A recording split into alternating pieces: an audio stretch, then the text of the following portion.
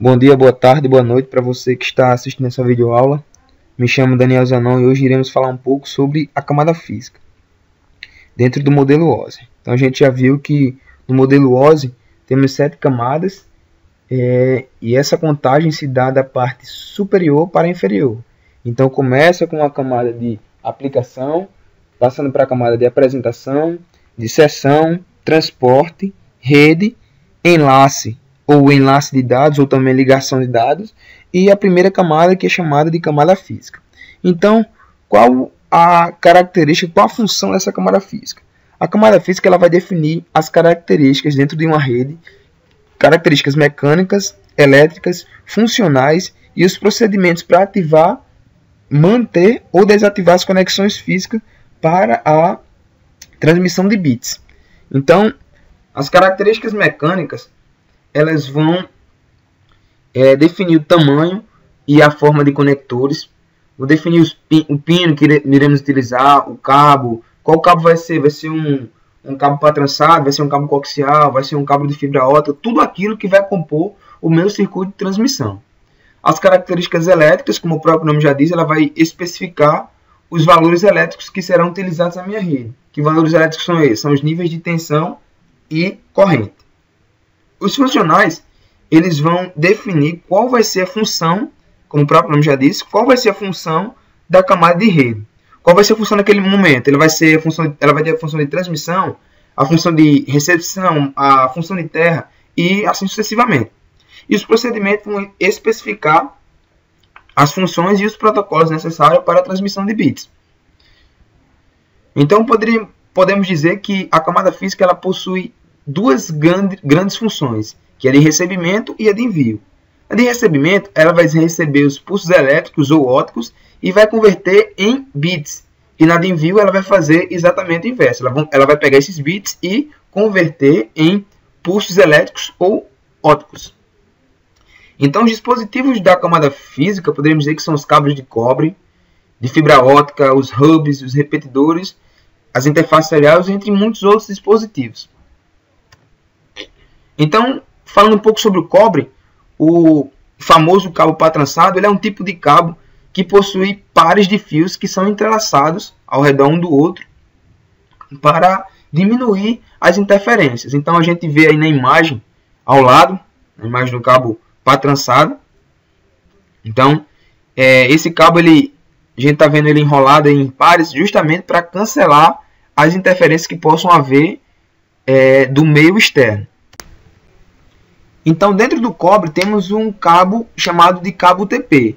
Ele, atualmente, é o cabo mais utilizado na construção tanto de pequenas redes domésticas, como na construção de grandes redes, devido ao seu fácil manuseio e sua taxa de transferência, que é de 100 megabits por segundo, com a utilização do cabo na categoria 5E. Eu vou estar deixando um link aí, abaixo do vídeo, sobre essas categorias. Nós não vamos entrar mais a fundo, mas eu vou estar deixando um link aí para quem quiser ir mais a fundo nessa parte das categorias do cabeamento. E também porque esse cabo ele é mais barato. Para distâncias ele suporta até distâncias até 100 metros. Então temos o cabo UTP e o STP, que ele é semelhante ao UDP. A gente viu que o UDP ele é trançado em pares para reduzir ou cancelar as interferências externas. Então o cabo STP é semelhante. A diferença é que ele vai possuir uma blindagem a mais. E essa blindagem é feita com malha metálica em cada par. Então a gente vê aqui, ó. A gente vê aqui que em cada par ele possui uma blindagem extra. Tem a blindagem total, blindagem normal, certo? Tem revestimento externo. Então, em cada par dos meus fios, eu vou ter uma blindagem extra, certo? Uma blindagem de malha metálica. E também temos o cabo coaxial, que é aquele cabo comum da gente ver em televisões hoje em dia. Então, o cabo coaxial ele consiste em um condutor de cobre envolvido por uma camada de isolamento flexível. Então, vai ver aqui no canto, ó, conector de cobre, ele é isolado por uma camada flexível. Essa parte de plástico, e temos a malha metálica também para cancelar a interferência do meio externo. O cabo coaxial ele é um cabo ele é utilizado muito pelas tecnologias de acesso sem fio e a cabo. Eles são utilizados para fazer a ligação entre as antenas e os dispositivos sem fios. Então, temos revestimento externo, temos uma blindagem de malha de cobre, temos um isolamento plástico e sim um condutor elétrico. Vemos agora a fibra ótica. A fibra ótica não é um fio, são pedaços de vidro ou polímero com capacidade de transmitir luz. Então, esse filamento ele vai apresentar vários diâmetros, podendo ser mais fino do que um fio de cabelo, como até vários milímetros. Lembrando que atualmente está nas grandes redes, estão se utilizando o cabo de fibra ótica devido à sua transmissão ser muito mais rápida. Então aqui eu trouxe só uma curiosidade para a gente ver sobre as velocidades de transmissão dos cabos. Então a fibra ótica ela transmite até 100 megabits por segundo.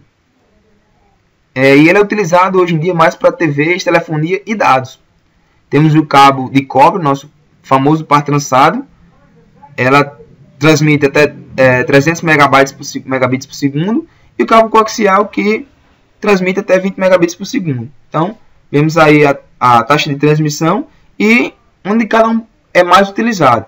Então, o cabo coaxial é mais utilizado para TV, dados, sistemas de vídeo, como monitoramento. O cabo de cobre é telefonia e dados. E a fibra ótica é mais para também telefonia, dados e TV também. Então, na camada física, a gente vê que possuem padrões para a construção de sistemas de redes estruturadas.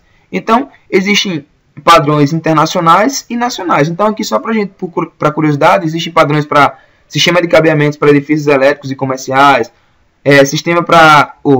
padrão para adequação em estruturas internas de cabeamento de edifícios comerciais e assim sucessivamente. Então, eu trouxe só para a gente dar uma olhada. Tem vários padrões. E tem um padrão nacional, que é a norma brasileira de procedimentos para elaboração de projetos estruturados. Mas, certo, você pode perguntar, mas para que esses padrões? Então eu pergunto, por que estruturar? Então a gente está vendo a imagem aí de um sistema de rede que não está bem estruturado. Então, já pensou lá no computador, o administrador de rede ele tem um computador e aparece essa... Lógico que não vai aparecer essa mensagem para ele, aparece uma mensagem mais sofisticada. Mas vamos lá, aparece a mensagem aqui para ele, ó. Conexão local, um cabo de rede está desconectado. E ele precisa ir nessa rede aqui procurar qual cabo está desconectado. E aí, não seria mais difícil? Mesma coisa, eu sou um funcionário novo na empresa. Como é que eu iria entender essa rede? Então, por isso, a importância de se estruturar uma rede. Vemos aí agora a imagem de dois racks totalmente bagunçados. E a partir daí nós vemos a importância de se seguir as normas e os padrões de estruturamento. Então, poderíamos dizer que o cabeamento é o elemento mais importante da rede. Estatisticamente falando, cerca de 70% dos problemas de uma rede ocorrem devido ao cabeamento estar mal feito, ou com gambiarras, ou não estar seguindo os padrões que era para ser seguido. Então, o tempo de vida de um cabeamento é de 15 anos. Certo? Então, quando eu for construir uma rede, eu tenho que considerar alguns fatores, que são custo, eu posso gastar muito, quantas portas vão ter, qual a velocidade, eu quero alta velocidade ou não, ele vai ser expansível, gerenciável ou não. E outro fator, e importantíssimo também, é a distância do cabeamento. Porque não adianta eu ter um cabo que me transmite um sinal de até 100 metros e eu botar para ele transmitir 300 metros. Isso vai dificultar ou impossibilitar a transmissão de dados na minha rede. Então, era isso que eu queria mostrar para vocês na aula de hoje, sobre camada física. Espero que tenham gostado. Acompanhem as próximas videoaulas. A próxima aula vai ser sobre a camada de enlace. E espero que tenham gostado. Deus abençoe a todos.